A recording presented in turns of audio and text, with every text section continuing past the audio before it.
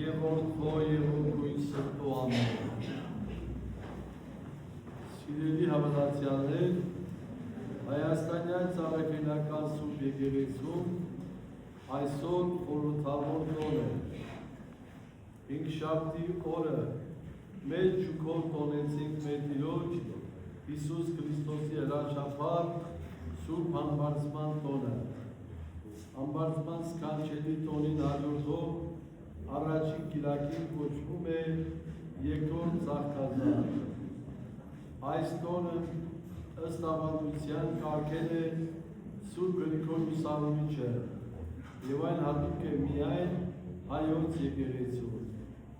Եթե բուն ծաղկազարդը խորհրդանշում է մեր Տիրոջ հանդիսավոր մուտքը Երուսաղեմ, ապա երկրորդ ծաղկազարդը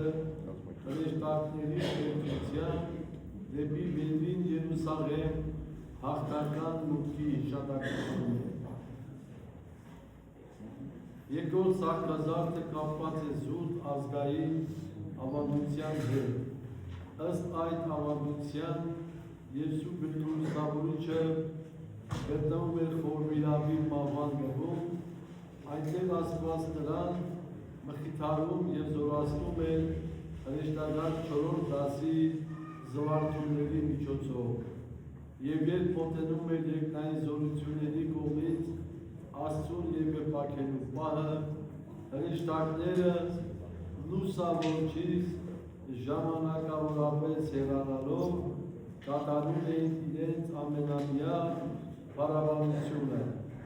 եւ անմիջապես վերադառնում սրտի մոտ։ Ավանդությունն ասում է,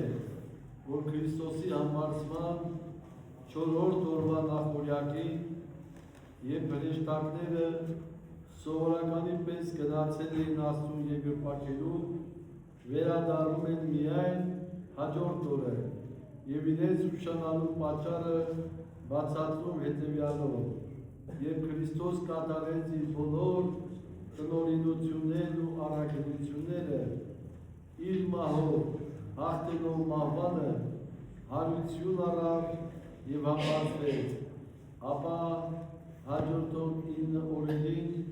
հրեշտակների 9 դասերում է լինում, փառաբանվելով յուրաքանչյուր դասում։ Այդ օրերին յուրաքանչյուր դաս ցնծությամբ եւ ուրախությամբ ընդառաջ էր ելնում Փրկին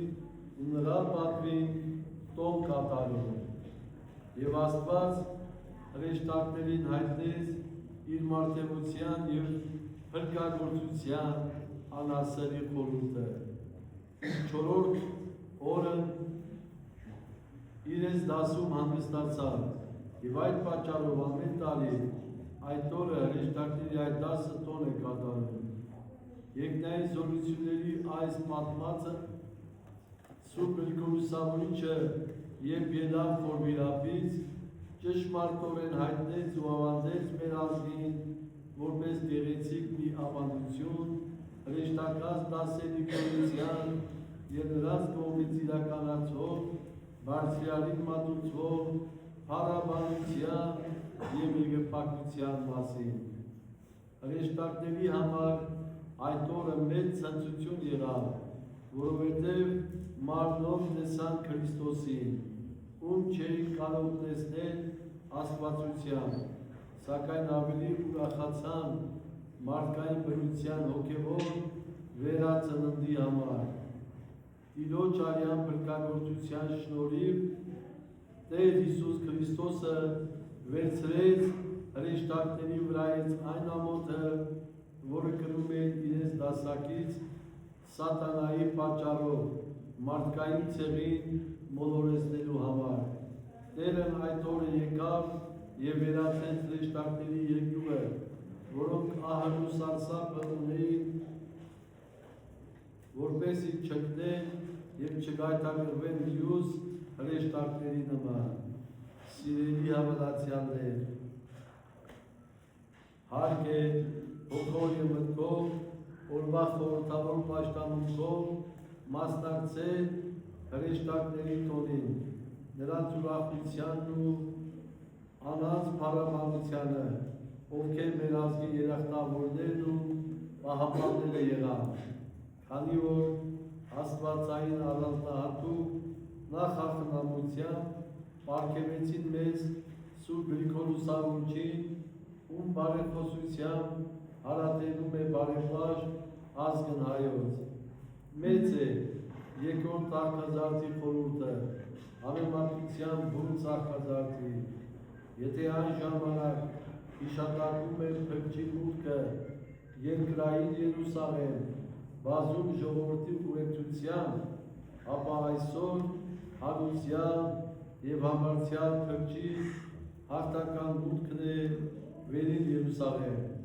բայց այս անգամ իր սիրելի հրեշտակների ուղեկցությամբ։ Եթե բուն աղքազարդին Հիսուս Քրիստոսը փառաբանվում է որպես մարդու որդի, ապա այսօր բացարձակապես Աստծո որդի։ Հիշենք, որ ինչպես հարությունից հետո Բարձրյալը երկրում մնաց 40 օր, որպեսզի մարդկանց օգնելուն հաստատի իր հրաշափառ հարության հավատն ու հույսը, այդպես էլ համբարձումից հետո 9 օր մնաց հրեշտակների դասերում, որպեսզի նրանց հայտնի մարդկային ձևի փրկության սուրբ խորհուրդը, որովհետև հրեշտակները նույնպես մեր փրկությանը կցորդ եղան։ Տերը համբարձման 10-րդ օրը, որը շաբաթ էր,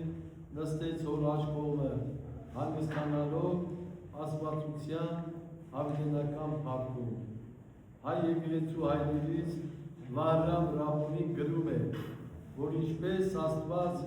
շաբաթ օրը հանգստացավ իր գործերից, նաև շաբաթ օրը հանգստացավ գերեզմանում իր չարչարանքներից, այդպես էլ շաբաթ օրը հանգստացավ տնօրինական գործերից երկրային կյանքում և նստեց հոր աջ կողմը։ Այնուհետև, ինչպես տեսնում ենք ավետարաններում, երկրի առաքյալներից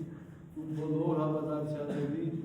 պարգևներ բաշխեց ուղարկելով Սուրբ Հոգին, ում մասին խոստացել է Տերը. ահա ես ուղարկելու եմ ձեզ իմ հոր տված խոստումը, մնացեք Երուսաղեմում, մինչև որ զորություն ստանաք երկրից, և ահա Աստված կատարեց իր խոստումը, Սուրբ Հոգին իջավ առաքյալների և աշակերտների վրա և նրանց լցեց աստվածային շնորհներով, որով համարձակություն ունեցան քարոզելու Քրիստոսի ավետարանը և աշխարհում հաստատելու իր սուրբ եկեղեցին։ Սիրելի հավատացյալներ, մենք ևս ակնկալում ենք ստանալ